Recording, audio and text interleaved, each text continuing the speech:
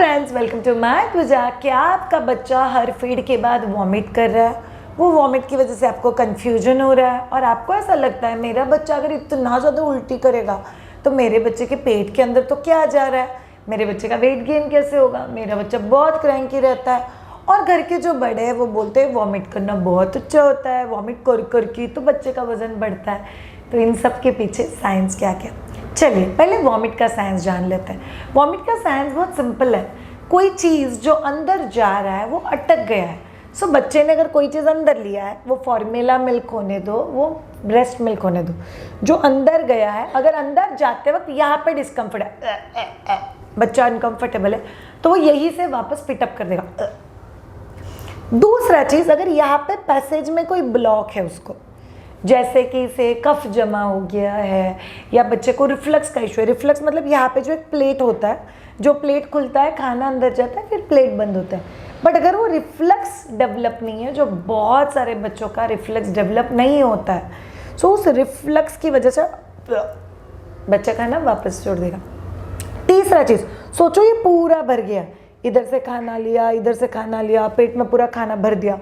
भरे हुए खाने के ऊपर आप और खाना ठूस रहे हो और फॉर्मूला मिल्क दे रहे हो, तो फिर उल्टी करके सब निकाल दो। चौथा चीज़, अगर बच्चे के पेट के अंदर बहुत गैसेस है, बच्चा मरोड़ कर रहा है, कॉन्स्टिपेटेड फील कर रहा है, तो भी बच्चा वॉमिट करके सब निकाल देगा। अब देखो, बच्चा इतना कमाल का भगवान का क्रिएशन है जहाँ पे बच्चा सेल्फ हीलिंग जानता है।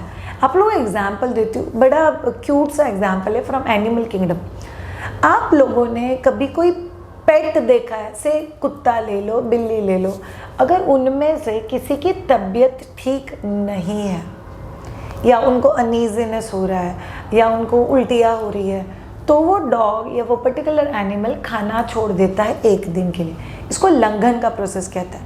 लंघन मतलब क्या? पेट के अंदर पहले कुछ खाना है या कोई इम्प्योरिटी है जिसको वो डाइजेस्ट करना चाहता है। तो इसको अगर डाइजेस्ट करना है तो नॉर्मल जो फायर होती है, जठराग्नि जिसको बोलते हैं, वो जठराग्नि मतलब स्टमक फायर, इसको तभी डाइजेस्ट करेगा जब भी आप ऊपर से और कुछ नहीं डालोगे।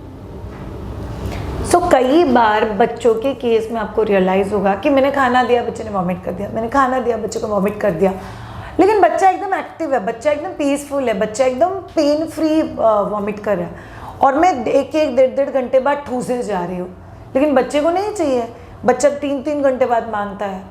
तो दिस इज़ नॉर्मल। इसका मतलब आपका बच्चा खुद समझता है कि मेरे पेट में मुझे जो दूध मिल रहा है उसको डाइजेस्ट होने में मुझे ज़्यादा टाइम लगता है। सो कई बार I have seen formula milk देने वाले मदर घड़ी में देख देख के हर 2 घंटे बाद डब्बे पे लिखा हुआ है 70 ml दूध, तड़ाक तड़ाक। आई हैव सीन इनफैक्ट 20-20 दिन के बच्चे को लोग 50 और 60 ml दूध पिला देते। और जब भी हम लोग डॉक्टर से या किससे बात कर लेने, बच्चा जितना दूध लेता है उतना दूध लेने दो।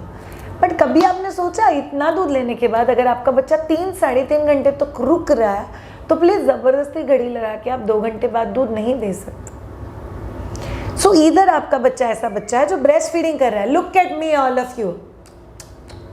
बच्चे का पेट भर गया, बच्चे ने खुद होके छोड़ दिया। वापस नेक्स्ट टाइम पौने घंटे बाद, 1 घंटे बाद, 1.5 घंटे बाद, जब भी बच्चा फीड मांगेगा, अपने बच्चे के ब्रेस्ट पे ले लिया, बच्चे ने दूध पी लिया, आपने बच्चे को छोड़ दिया। This is called independently taking decision. मुझे दूध कभी चाहिए, मुझे दूध कभी नहीं चाहिए। बट कई बार मदर्स ओवर प्रोटेक्टिव होकर, नहीं वो 5 मिनट ही दूध पीता तो मैं ना नींद में उसको एक्स्ट्रा दूध पिला देती हूँ। देखो मेरा बच्चा ना डब्बे पर तो 60 ml लिखा हुआ है, वैसे तो 40 ml ही लेता है, लेकिन मैं ज़बरदस्ती 20 ml पिला देती हूँ। तो जब भी आप लोग बच्चे के नेचुरल इंस्टिंक्ट के ऊपर हैमर करते हो, तभी बच्चा उसको वॉमिट करके निकाल देता है। सो ये है साइंस ऑफ वॉमिट, कि बच्चा बीमार है, बच्चे को अभी खाना नहीं चाहिए, बच्चे को ओवर फीडिंग हो गया है, बच्चे को रिफ्लक्स है, से बच्चे को आप जो पर्टिकुलर चीज़ दे रहे हो उसको बॉडी टॉलरेट नहीं कर पा रहा, तो इसकी वजह से बच्चा वॉमिट करेगा। तो वॉमिट के रीजंस क्या क्या हो सकते हैं? First reason as I told you, over feeding, formula milk too much देना, ब्रेस्ट मिल्क एक्सप्रेस किया हुआ टू मच देना। कुछ मदर्स थोड़ा सा अजीब बिहेवियर करती है, वो लोग हर 20-20 मिनट के बाद बच्चे को लेके बैठ जाते हैं, बच्चा जितना सब करता है उतना देते हैं। Not allowed. आप लोग एक तो नींद में बच्चे को खाना नहीं देख सकते, आप बच्चे का नेचुरल इंस्टिंक्ट ही निकाल के ले रहे हो। बाबा तुझे सिग्नल देने की जरूरत नहीं, बाबा तुझे मेहनत करने की जरूरत नहीं है, मम्मा तो तुझे वैसे भी नींद में दूध दे देगी, which is not allowed. So vomit को पढ़ना बहुत ज़्यादा जरूरी है आपके लिए, बिकॉज वॉमिट अपने आप में आपको बहुत सारी चीज़ें बताता है। Second thing is any kind of allergy. So अगर आप बच्चे को कोई दवाई दे रहे हो, जैसे आपने ऐसे आपके बच्चे को आयरन की दवाई दे दी या मल्टीविटामिन या कैल्शियम की दवाई दे दी, और वो दवाई बच्चे को सूट नहीं हो रहा, जिसकी वजह से बच्चा वॉमिट कर रहा है। तीसरा चीज़, child is actually not feeling okay, loose motions, fever, too much of cough, अगर इसकी वजह से बच्चा बार बार वॉमिट कर रहा है तो फिर आप लोग को होम केयर करना बहुत ज़्यादा ज़रूरी है। जैसे कि आपने तिल का तेल चेस्ट पे लगा दिया और थोड़ा सा गर्म हर्बल पोटली के साथ आप लोगों ने चेस्ट को सेक दिया, that will help that cough to get melted. उसी के साथ आपने गर्म तिल के तेल के साथ चेस्ट पे मसाज कर लिया, that will help you big time. तीसरा बहुत इंपॉर्टेंट चीज़, माइदुजा का cough and cold roll on या पोटली आप लोग ले सकते हो, आप लोग वो आपके बच्चे के ऊपर यूज़ कर दो। चौथा बहुत इंपॉर्टेंट चीज़, पुराने ज़माने में अगर आप लोग को पता है तो पैन लेते थे, उसके ऊपर बाजरे का आटा सेकते थे और उसका जो थोड़ा बहुत स्मोक होता है आसपास, उस आसपास बच्चे को रखते थे। सो बेसिकली क्या है, अगर बच्चे को कोई डिस्कम्फर्ट है अंदर, कोई एलर्जी है, कहाँ पे स्वेलिंग है, तो हम लोग को ये फोकस करना है कि मैं उसको कैसे कम करूँ, रादर देन हम लोग दवाई दिए जा रहे, जब तक कॉज ठीक नहीं होगा तब तक इफेक्ट नहीं आ सकता। तीसरा बहुत इंपॉर्टेंट चीज़, लैक्टोज इंटॉलरेंस। आप कोई स्पेसिफिक ब्रांड का अगर फॉर्मूला मिल दे रहे हो, so usually excessive vomiting 50 to 60% formula feeded kids में दिखाई देता है, बिकॉज वो नेचुरल रिस्पॉन्स देंगे, मुझे बस हो गया। मदर डिसाइड करती है और उतना ml दूध बच्चे को देती है। सो आप जो कोई भी फॉर्मूला मिल्क बच्चे को दे रहे हो, अगर वो बच्चे को डाइजेस्ट नहीं हो रहा, अगर बच्चा उसके लिए इंटॉलरेंट है, तो फिर भी बच्चे में वॉमिट दिखाई दे सकता है। Next very crucial and important thing that I told you, reflux issues. So अगर बच्चे का वो पर्टिकुलर बॉडी पार्ट डेवलप नहीं, जिसको हम लोग गर्ड भी बोलते हैं, gastro oesophageal, so GERD is GE, reflux disorder, so GERD, GERD. बच्चों में गर्ड का इशू होता है, मतलब सीवियर वॉमिटिंग। सो वो बच्चे में एक अंडरलाइंग कॉज हो सकता है। नेक्स्ट बहुत important and crucial thing, stomach bug, मतलब स्टमक में कोई इन्फेक्शन हो गया है, फूड पॉइजनिंग जैसे हम लोग अडल्ट के लैंग्वेज में बोलते हैं, वैसे बच्चों के लैंग्वेज में कोई बैक्टीरियल ग्रोथ या कोई चीज़ जो स्टमक को डिस्टर्ब कर रहा है, too much of bloating, too much of tightness, इसकी वजह से भी बच्चा वॉमिट कर सकता है। अब आप लोग सब लोग प्लीज़ वॉमिट का सीक्वेंस चेक करो। पेट को बच्चे ने टाइट किया और बच्चे ने वॉमिट कर दिया। अगर आप सोचो ये कपड़ा है कॉटन का और इसके ऊपर अगर आप लोग पीने के पानी के 2 बूंदे डालते हो या 2 घुट डालते हो, तो वो पानी पूरा स्प्रेड हो जाएगा शोल्डर्स पे। तो दिखने में ऐसा दिखता है कितना सारा वॉमिट कर लिया, बट एक्चुअली वो बहुत कम वॉमिट है। इसीलिए अगर आपका बच्चा हर फीडिंग के बाद वॉमिट कर रहा है, बट बच्चा वॉमिट करते वक्त भी पीसफुल है और वॉमिट होने के बाद भी पीसफुल है, हंसता खेलता बच्चा है, वेट गेन एकदम सही जा रहा है, बच्चे को कोई फीवर का बैकअप नहीं है, तो फिर आप लोग को वॉमिट को ज़्यादा बॉदर नहीं करना है। दूसरा चीज़, अगर एकदम ही टू मच वॉमिटिंग हो रहा है, तो फिर जैसे कि मैंने आप लोगों को बोला, कफ रिलीविंग की चीज़ है, अगर आप लोग यूज़ करते हो, माइदुजा के प्रोडक्ट में से cough and cold roll on and माइदुजा हर्बल पोटली आपके पास आइडियली होना चाहिए, आपको माइदुजा वेबसाइट से मिल जाएगा। तीसरा बहुत इंपॉर्टेंट, अगर आप बर्पिंग प्रॉपरली नहीं कराते हो, सो बच्चे के फीडिंग के बाद बच्चे को बर्पिंग करवाने के लिए बच्चे का स्टमक एरिया शोल्डर पे लेके यू हैव टू बर्प। शायद मेरा बच्चा तो डकार ही नहीं देता, इसलिए वापस फीडिंग मत करवा लेना। अगर बच्चा डकार नहीं दे रहा है तो इट्स ओके, बच्चा कभी कभी नीचे से या ऊपर से गैसेस पास करेगा और बच्चा गैसेस भी रिलीज कर सकता है, तो बच्चे को बर्प करवाना बहुत ज़्यादा ज़रूरी है। Next very very crucial and important thing, आप लोग को ऑब्जर्व करना है कि अगर बच्चे का वॉमिट बहुत दूर जा रहा है, ऐसे बच्चा दूर डिस्टेंस पे वॉमिट कर रहा है और वॉमिट करने के बाद बच्चा बहुत ज़्यादा डिस्टर्ब है, बहुत ज़्यादा अनईजी है, अनकंफर्टेबल दिख रहा है, रो रहा है, क्रैंकी है, स्ट्रगल कर रहा है अपने रूटीन चीज़ों को करने के लिए, हर चीज़ को लेकर गैगिंग कर रहा है, तो फिर आपको प्रॉबेबली उस वॉमिट को निगलेक्ट नहीं करना है। आप लोग को एक बार आपके डॉक्टर को जाके दिखा के आने की कोई ज़रूरत है, जैसे कि ईयर इन्फेक्शन है, स्टमक इन्फेक्शन है, कभी फीवर आने वाला होता है, सो बच्चे का बॉडी बहुत कमाल से रिस्पॉन्स कर रहा है।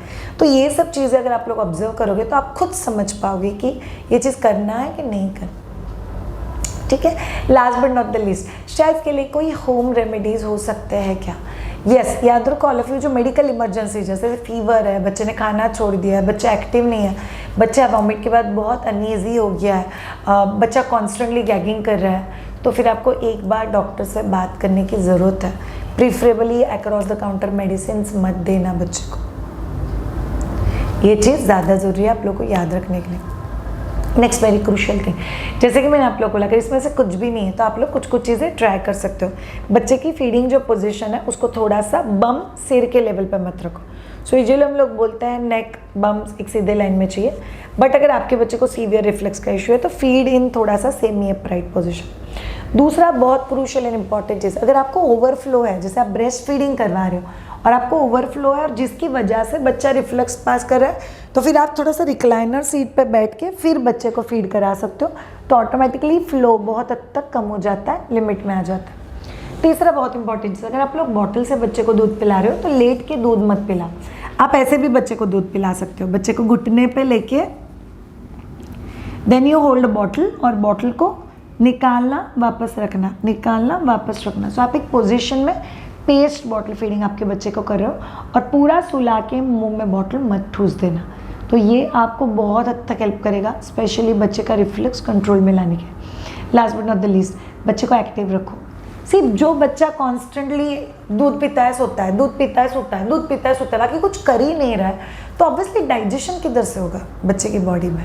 सो एक डाइजेशन का एक पीसफुल प्रोसेस बच्चे की बॉडी में सेट होने के लिए बच्चे ने इंटरमिटेंटली प्रॉपर एक्टिविटी करना, बच्चे को टमी टाइम देना। टमी टाइम रिलेटेड हम लोग बहुत डिटेल वीडियो मायदुजा के ऊपर कर चुके हैं, do check out that video. And याद रखो all of you, be an aware parent. Aware मतलब क्या? गार्डन में जाना, टेरिस पे जाना बच्चों के लिए ज़रूरी है। विटामिन डी के लिए धूप में बच्चे ने बैठना बच्चे के लिए बहुत ज़रूरी है। अगर उसको बुखार आता है तो उसको डॉक्टर के पास जाके डॉक्टर की दवाइयाँ देना बहुत ज़्यादा ज़रूरी है। But at the same time आप लोग याद रखो, अगर बच्चे का वेट गेन सही है, एनर्जी लेवल्स बहुत अच्छा और बच्चा पीसफुल है, तो फिर आप लोग को स्ट्रेस लेने की कोई ज़रूरत नहीं है। Thank you so much all of you ये पर्टिकुलर वीडियो देखने के लिए। तो बच्चा हर फीड के बाद वॉमिट क्यों करता है, और अगर बच्चा वॉमिट कर रहा है तो आप लोगों को क्या क्या करना चाहिए, ये सभी चीज़ें हम लोगों ने डिटेल में जानी है। आप लोगों के लिए एक बार सिर्फ रिवाइज कर देती हूँ। फॉर्मूला मिल्क का ब्रांड चेंज करके देखो। बच्चा अगर ग्रीनिश लंबा वॉमिट कर रहा है, फीवर आ रहा है, इनएक्टिव है, वेट गेन नहीं हो रहा है, प्लीज़ डॉक्टर को दिखाओ। तीसरा चीज़, एक्टिव है, वेट गेन भी अच्छे से हो रहा है, तो प्लीज़ वॉमिट को ज़्यादा बॉदर मत करो। चौथा चीज़, प्लीज़ अवॉइड ओवर फीडिंग, बच्चे के इंस्टिंक्ट के ऊपर ट्रस्ट करो। पांचवा और बहुत इंपॉर्टेंट चीज़, बॉटल फीडिंग अगर आप लोग कराते हो तो एक स्पेसिफिक पोजीशन में करा। Thank you so much, have a great time all of you, bye bye.